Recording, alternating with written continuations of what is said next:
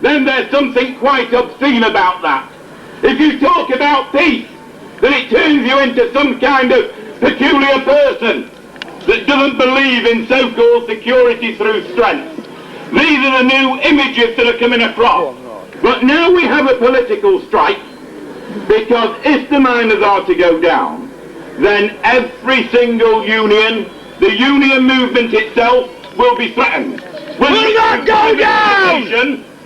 Whether it's through any other issues, then the unions are threatened in this land. People have talked. Will the troops come out?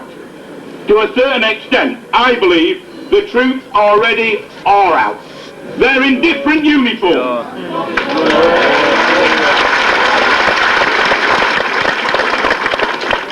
This time, they're in blue.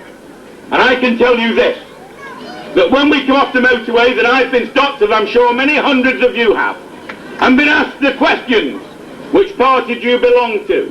Who did you vote for? Etc., etc. And these things brought in before the Police and Evidence Bill has become law. Many of us have been to May Day meetings before, have spoken at socialist gatherings, have attended trade union branch meetings, and I believe the difference between then and now is that we realise this is for real. What we are fighting for now is not only the miners, though they will win, but also for the survival of our people, not only in this country, but in other countries as well. And I think it's important that the international message of solidarity should be real on this platform today, because every battle that is now being fought in Britain and by working people abroad is the same battle. It is the same battle the miners are fighting as the women are fighting at Greenham Common. And since it's May Day, let's be clear, we're fighting the same battle that the people of Grenada fought when they resisted an American invasion. We're fighting the same battle as the blacks in South Africa are fighting for the right to the vote that we have, for the right to trade union organization, for the right to decent wages and conditions of life, against the government the Prime Minister is now going to entertain in London in order to show her sympathy for those policies. And it is that gives us our strength. And I believe one of the most remarkable things that has happened over the last few weeks is the way in which that unity has come forward and expressed itself. If I may pay a special tribute to the women in Chesterfield who have played such a leading part in supporting the miners. You can have your public opinion polls, you can have the Sun, you can have the Mail, you can have the Express, you can have Sir Robin Day and Sir Alistair Burnett, but you cannot beat a nation that knows when a real battle is being fought. And I honestly believe that if we build on the unity that we are now rediscovering, an international unity as well as a national working class unity, and if in addition we unite ourselves with those who've gone before us, because there is a contribution that the dead pioneers can make, if you unite the living with the dead and working people all over the world, there is no doubt whatever that we shall win this struggle.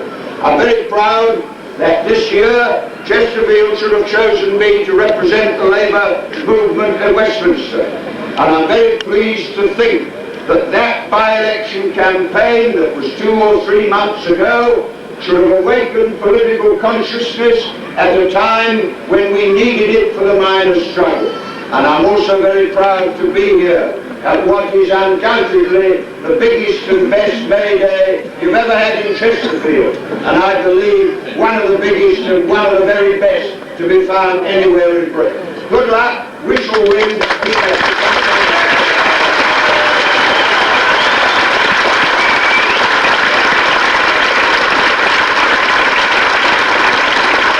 This great May Day rally in Chesterfield, there can be very few who would question the view that never has a strong, uniting trade union and labour movement been needed more than it's needed today in 1984. We have faced 5 years of a Conservative government in which we have seen policies being pursued that we never believed this country would see in the post-war era.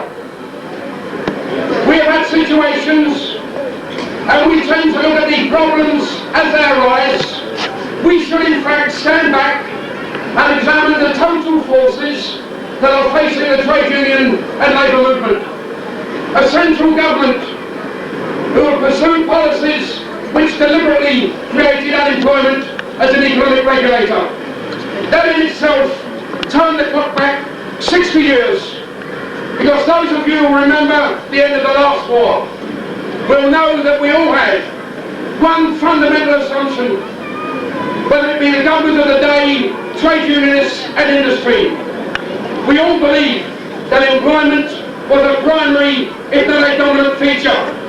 And this woman and her cohorts have swept that from the table. We have seen the spectre of privatisation that is being ranged across this country. So that is the one force we have at the central government. The second force, industrialists, who have given massive financial backing to this government in the run-up to the first term of our election and the second. And in doing so, have listed at the Grand Council of the CBI the rewards that they wanted from the government. We've got to stand and fight, and we've got to see what the issues are. We've got to understand that this current dispute with the NUM is not resting in isolation to the NUM. It's a struggle of every trade union in this country.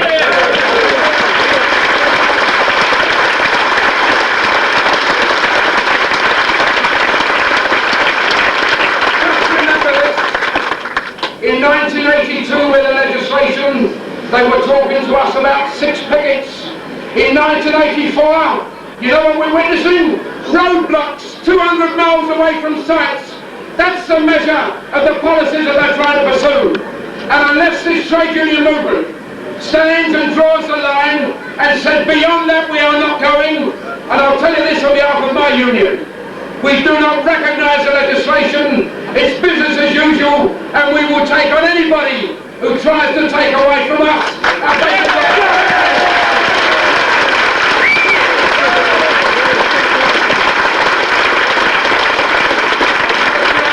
I will end on this.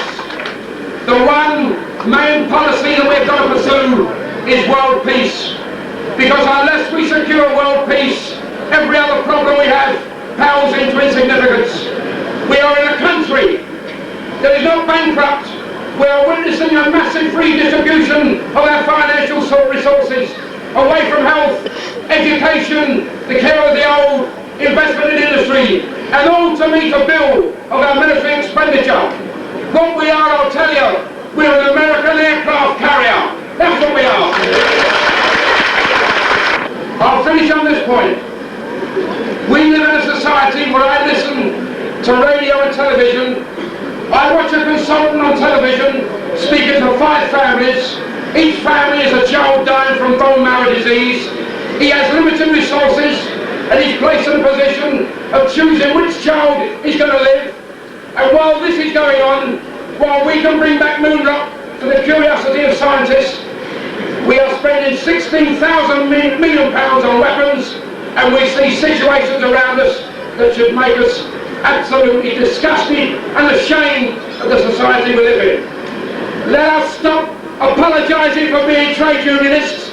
Let's stop apologising for being socialists, and let's return a Labour government working for